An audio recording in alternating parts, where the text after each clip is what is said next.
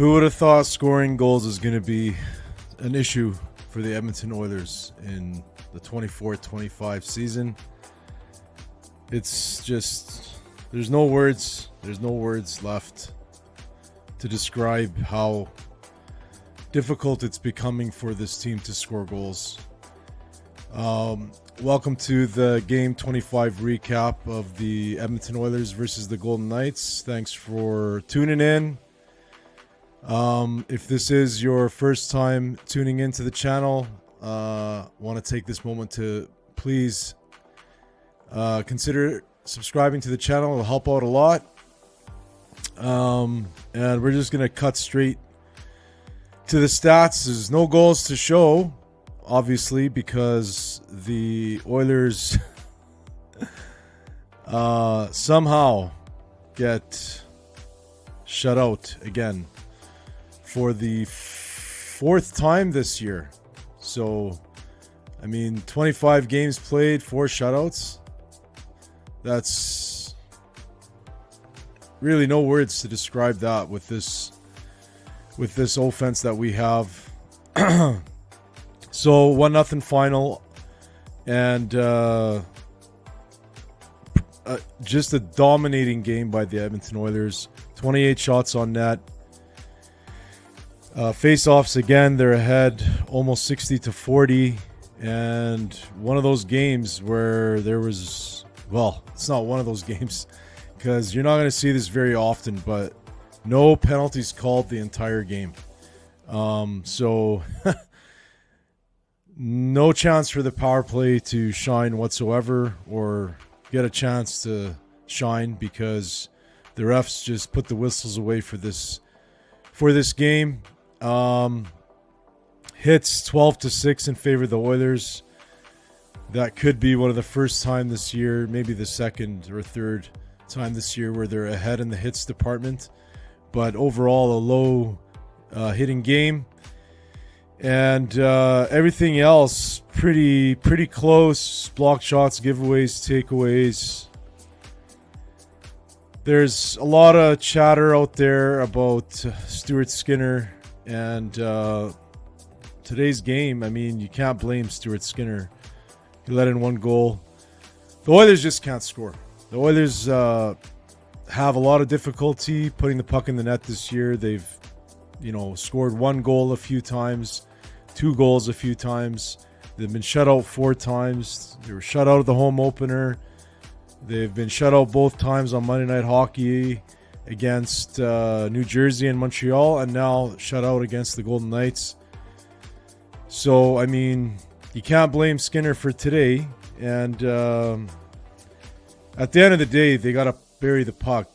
Connor Brown had a couple of humongous opportunities today. Couldn't finish.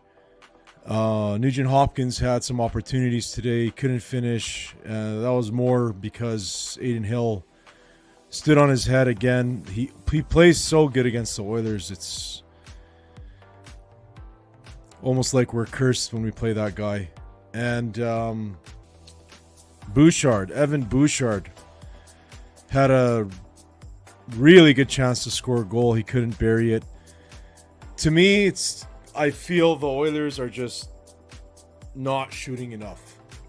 They're extra fancy with an extra pass here, an extra pass there, and I just feel that those extra passes are probably the main reason why they aren't burying these chances. But those are the the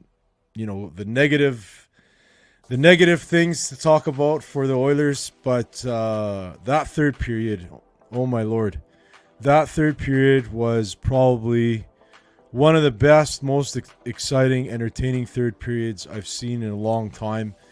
Like I said, I try to watch as much hockey as I can, not just the Oilers. And entertainment-wise, that period was just non-stop, relentless domination and attack by the Oilers on the Vegas Golden Knights. I don't know how many shots they got in the third period, the Golden Knights. It wasn't much.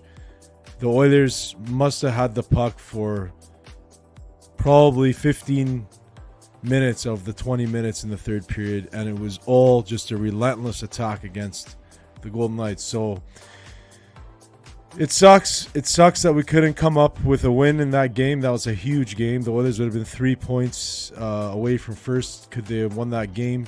Didn't happen. But like I said, it wasn't for a lack of effort. They just can't seem to score. So that's pretty much my take on the game. Let me know your thoughts in the comments. And now we will turn our attention to one of my favorite parts of doing these episodes, which is, let's go to Twitter/X. So let's go to the first comment here from Gazzy, loyal to the oil, at Oil Loyal. I am convinced that no team gets goalied like the Oilers. Like not one team would come close. And I completely agree there, Gazzy. It's crazy how much times the Oilers run into a hot goalie, and also unproven goalies all of a sudden have these humongous games with 40-50 saves against the Oilers.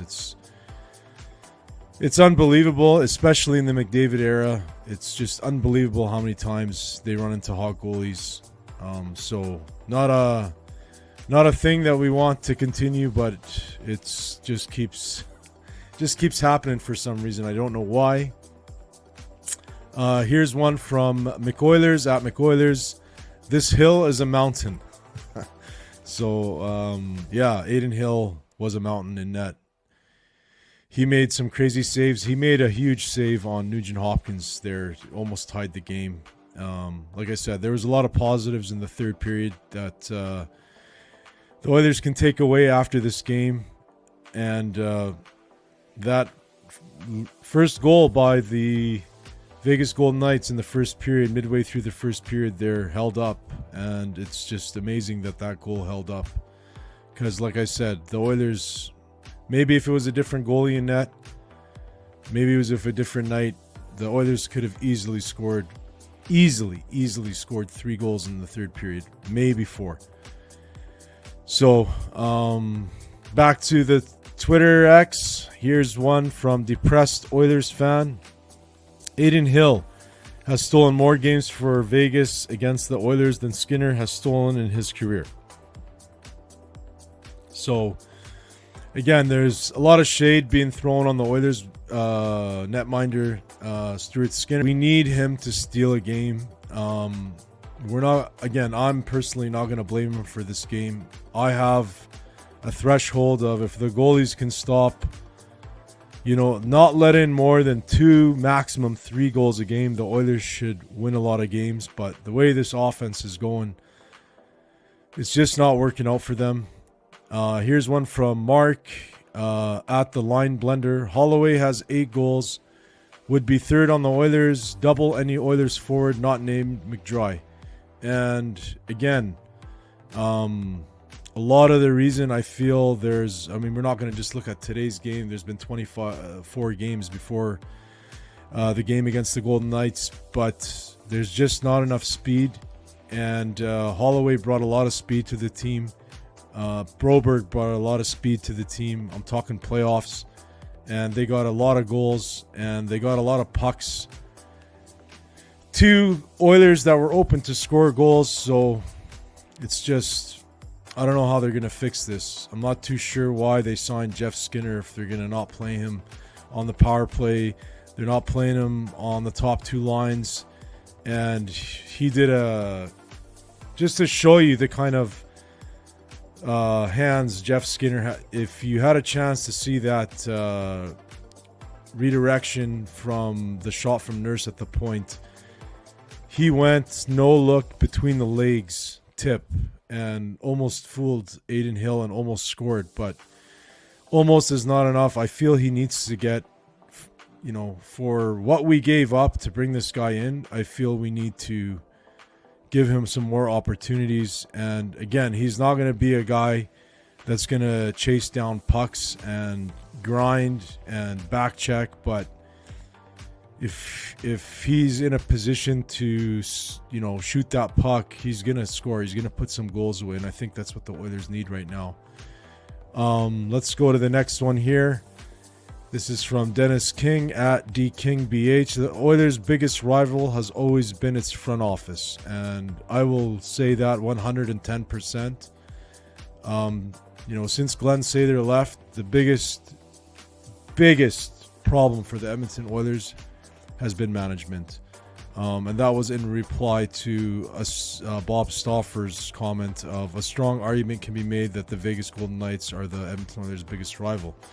So, this offseason, again, put us from what I believe to be number one contenders to when those offer sheets came in, to just running around trying to fill in spots that those two guys filled in perfectly. There are products, and they brought the speed that we needed, and now we're in a tough spot, and we got to figure it out because it's just way too tight of a division. We're barely holding on to a wild card spot.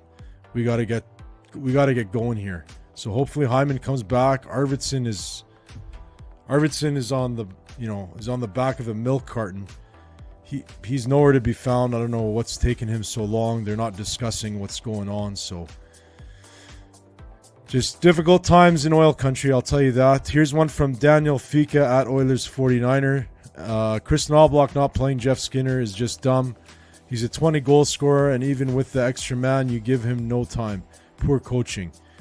I don't know what... we already talked about Jeff Skinner, but I don't know what it is. I don't know if it's the coach or what, but if it's coming from upper management, I don't know, because with the Oilers, you never know who's really running the team. But he needs to be put in a position to succeed. Like, why did we bring him? Why did we bring him? Here's one from Stoney at Stony Oil. Closest thing we've had to a playoff game all year. Vegas walks out with a win because their goalie stood on his head. Maybe the Oilers could get one that could do that. So again, more shade at Skinner, and like I said, the blame isn't on him for this game. When Stuart Skinner is playing confident, when Stuart Skinner is attacking the puck rather than reacting to the puck, I feel that's how he plays best. In the last two games, he's been playing like that. It's totally obvious. Like, when he's not confident, you can tell, and when he's confident, he's attacking that puck, and he looks huge in net. He looked huge in net yesterday. He looked huge in net against Utah. So against Colorado, pardon me. But, it's one of those things where the net minding position is a lot about confidence, but specifically with Stuart Skinner, it's that confidence has to be worked in somehow into consistency. But like I said, there's no denying that Aiden Hill played a great game, and that's probably why he will be playing for Team Canada at the Four Nations. Here's one from Connor Hill at Habs fan 2004. Oilers finishing ability. It's at 1%. So yeah, they got to get goals. And last but not least, Tyler at Quackenbush 17. Brown's going to have to sacrifice something to score on one of these wide open gifts he's been getting tonight. And yeah, I'm not showing any highlights today because there's no goals that were scored, and I really don't want to show, Oilers missing opportunities, because that would be a 20-minute review of highlights, because the amount of opportunities they had was just unbelievable. So that's going to do it for today's episode. Thanks for watching. Really appreciate it. If you haven't, check us out on Twitter X.